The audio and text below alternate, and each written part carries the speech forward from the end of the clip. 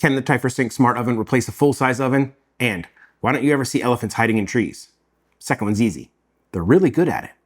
I want to thank Typhur for sponsoring this video. This is the Typhur Sync Smart Oven, and it has 100% replaced my regular oven. In fact, I cooked the beef Wellington in it, and it came out perfect thanks to this oven. If you'd like to see that video, I'll link it down in the description.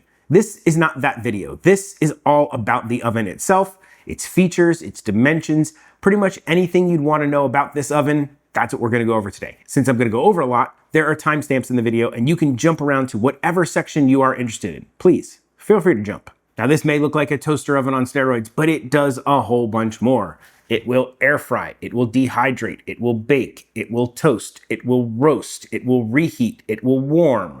It pretty much does everything. But the heart of the system really is this. It has an integrated wireless temperature probe that works with the oven to control features. So if you're cooking something like my Wellington, all I had to do was insert the probe and then fire up the Typhur app. I was able to do all my settings for the oven, the temperature I wanted to cook at, the temperature I want the item to finish at, everything right in the app. Then push start on the unit and wait. Once it's almost done, it'll even give you a calculation for how long it's going to take until it finishes.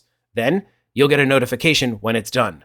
After that, I ended up with a perfect beef Wellington. The probe just sits in this little charger cradle, which magnetically attaches to the top. When you first get your oven, you're going to want to plug everything in and let this guy charge for about 30 minutes before you try to do anything. Now, this is a countertop investment. You need space for this thing. You need space around it also to allow air to circulate so nothing overheats.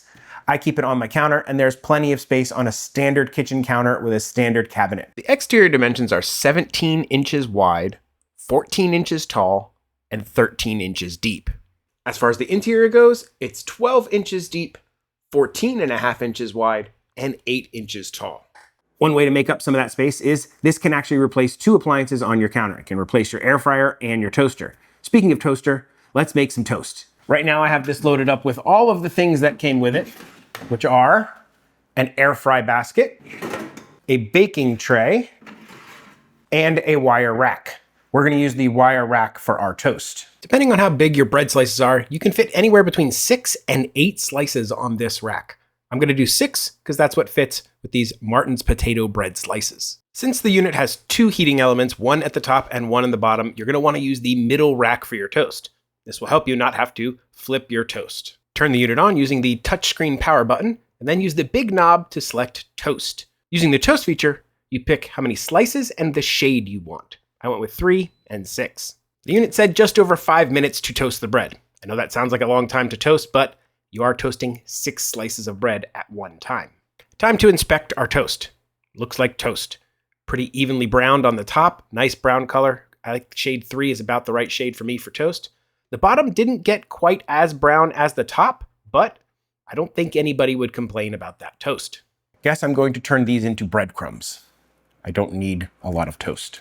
To use the smart oven, all you have to do is there is a power button here that is touchscreen, and then you got a couple of knobs. This knob here is going to allow you to go through all of the functions on the oven. This one will adjust the temperature, and this one will adjust the time. You also have a preheat button, so you can decide if you want it to preheat or you don't want it to preheat. And you have a handy little light if you want to turn the light on or off. So, even though it is a smart oven, you don't need to be a genius to figure out how to use it. This is the Typhur Smart Oven, so it pairs with their app. You can open it up, you can set the oven mode, you can change all of the settings all through your app, and you can integrate it with your little probe here. Setup is really easy. All you have to do is turn it on, put it in pairing mode, and follow the on-screen instructions. Doesn't take very long, and it pairs really easily. For the next test, we're gonna test what I'd use it for most of the time, which is air frying basic things. Let's make some French fries. I have a deep freezer and an 11-year-old who loves French fries, so I buy in bulk.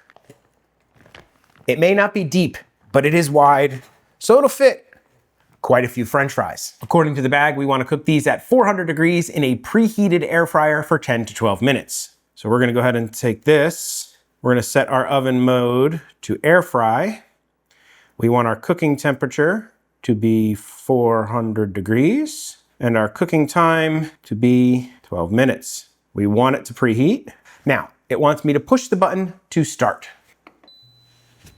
It'll let me know when it is preheated. Me, I like to take a little bit of oil and I spray them on my fries before I air fry them. It gives them a little bit of that real fried taste and usually helps them crisp up a little better. Our preheat is complete, so let's go ahead and throw these in. Make sure you remove that little black part at the bottom. Don't leave that tray in there. It would block the heating elements and you're not gonna get as good an air fry. We're gonna put these in on the middle rack so they get even heat from both heating elements. And just to be safe, we're gonna give them the shake halfway through like you do with most air fryers. And there you go, they're done. They look golden, they look crispy. Let's try them. Absolutely perfect and golden brown. Perfect. Crispy, fluffy inside, everything you'd want from an air fryer. Like I said, this will do a whole lot more than just your basic air frying.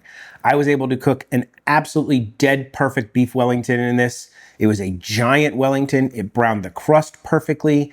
It hit a perfect medium rare sensor. So you can cook anything, this giant chickens, frozen pizzas. You can bake in this. It is a very versatile oven. For the last test, let's do a little baking. Let's make some cookies. For the cookies, we're gonna put this guy back in on the middle rack, top rack. I think it's just gonna burn the tops of the cookies. I keep a bunch of these around. They are quarter sheet pans and they are fantastic for everything. They fit in a whole bunch of different things and they're very versatile. One tip I grabbed from a pro baker is if you're putting parchment paper down on some sheet like this, go ahead and wet it a little bit and then your parchment paper will actually stick to it. 15 to 19 minutes at 350 degrees. I decided to cook them all at one shot, so I put down parchment paper over the air fry rack. I could have used this, but it's actually pretty hot from being in the oven. So I think I'm gonna go with these two because they're not hot. I may adjust the racks as we cook these, but we're gonna start here a little bit lower, a little away from the heat. We wanna go to bake, 350. I skipped preheat because this guy's probably already pretty warm from all that other cooking. I don't know about you, but I find it oddly satisfying watching cookies bake in a time lapse. It just me? Cookies are done. Oh, those look absolutely perfect. If that's not cookie perfection, I don't know what is. One of the hidden gems about having one of these is how well it reheats food, especially barbecue. I cook a lot of barbecue. Grilled and roasted foods heated up in here just taste almost like they were fresh cooked. It is really, really amazing. Things like French fries and fried chicken, they come out just like they were cooked. It's just really the best way to reheat food. No more soggy stuff in your microwave. Now this oven also has a couple other features that you may or may not use. It can dehydrate so you can make your own beef jerky. You could set it to proof dough. So if you need to speed up proofing dough, you could put it in there. One of my favorite features that I use all the time is the keep warm feature. Barbecue restaurants, they do what's called a heated hold on their briskets. So they cook them and then they hold them for like 12 hours at 150 degrees Fahrenheit. And it just makes the briskets that much better. You can do that in here. A brisket will fit in here after it's cooked and you could set it to keep warm. Very, very handy. If you're interested in picking one of these up, all the information is going to be down in the description with a link to the best price available. And I even have a code down there that's going to save you extra money just for watching this video. Speaking of watching, hope you enjoyed this video. Please do the likey subscribe thing. And I guess that only leaves one question left to answer. What do pigs use on their wounds? Ointment.